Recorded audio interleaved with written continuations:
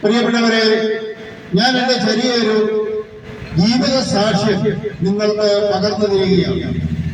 അതിന്റെ കാരണം എന്താണെന്ന് ചോദിച്ചാൽ, ഞാൻ സാധാരണക്കാരിൽ തീർത്തും സാധാരണക്കാരനായ ഒരു വ്യക്തിയാണ്. അപ്പൊ നിങ്ങളെല്ലാവരും ഞാൻ ഈ പറയുന്ന കാര്യങ്ങൾ ശ്രദ്ധാപൂർവം കേൾക്കണമെന്ന് ഞാൻ അപേക്ഷിക്കുകയാണ്.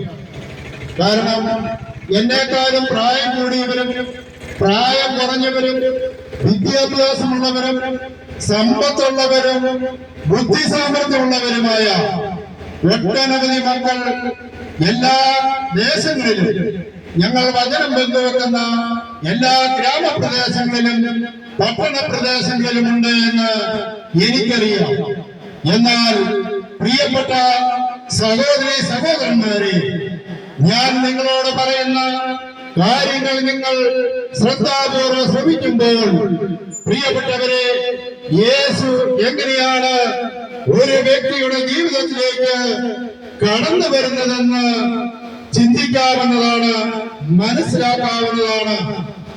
ആദ്യം വചനത്തിലെ വിശുദ്ധ ലൂക്കായുടെ സുവിശേഷം 19-ാം അധ്യായത്തിൽ സക്കേവോസ് എന്ന പേരായ ഒരു മനുഷ്യനുണ്ടായിരുന്നു.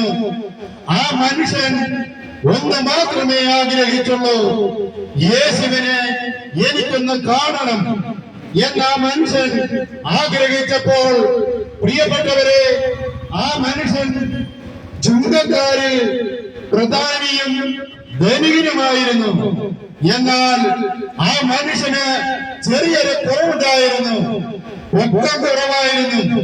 പൊക്കം കുറവായതുകൊണ്ട് ജെറിക്കോയിൽ നിന്ന് ജെറുസലേമിലേക്ക് പോകുന്ന യേശു ക്രിസ്തുവിനോടൊപ്പം ഉണ്ടായിരുന്ന മറ്റ് ജനങ്ങളും കൂടെ വലിയൊരു ജനക്കൂട്ടമായി കടന്നു പോകുമ്പോൾ, പൊക്കം കുറവായതുകൊണ്ട് അവൻ സക്കേവോസ് എന്ത് ചെയ്തു എന്ന് ചോദിച്ചാൽ, അവിടെ സിക്കമോർ മരം എന്ന് പറയുന്ന ഒരു മരത്തിന്റെ മുകളിൽ കയറിയിരുന്ന് ആരാണ് ഇതിലെ കടന്നു പോകുന്നത്, യേശുവിനെ ഒന്ന് കാണണമെന്ന് അവൻ ആഗ്രഹിച്ചു.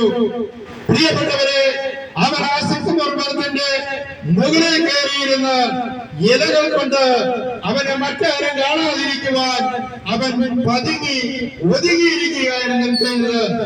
എന്നാൽ യേശു ക്രിസ്തു സിക്കമോർ മരത്തിന്റെ ചൂട്ടിലെത്തിയപ്പോൾ സക്കേവോസിനോട് പറയുകയാണ്, വേഗം ഇറങ്ങി വരിക, എനിക്കിന്ന് ഈ ഭവനത്തിൽ താമസിക്കേണ്ടിയിരിക്കുന്നു, നിന്നോട് കൂടെ താമസിക്കേണ്ടിയിരിക്കുന്നു എന്ന്. ഉടനെ ആ മകൻ വേഗം താഴേക്ക് ഇറങ്ങി വന്നു.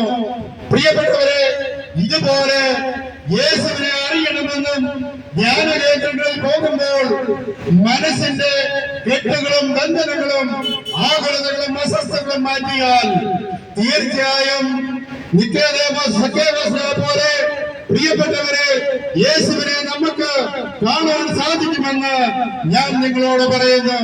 കാരണം ഞാൻ ഈ സക്കേവോസിനെ പോലെയുള്ള ഒരു വ്യക്തിയായിരുന്നു. ഞാൻ ആഗ്രഹിച്ചത് യേശുവിനെ കാണണമെന്നാണ്. എന്റെ ജീവിതത്തിൽ വിദ്യാഭ്യാസമോ സമ്പത്തോ സൗന്ദര്യവുമില്ലാതെ ഞാൻ ആദ്യമായി, പ്രിയപ്പെട്ടവരെ, ചെന്ന ധ്യാന കേന്ദ്രത്തിലിരുന്ന് മറ്റുള്ളവർ യേശുവിനെ രക്ഷകനും കർത്താവുമായി ഏറ്റുപറഞ്ഞുകൊണ്ട് പാടി സ്തുതിക്കുമ്പോൾ, വചനം പറയുമ്പോൾ, ആ യേശു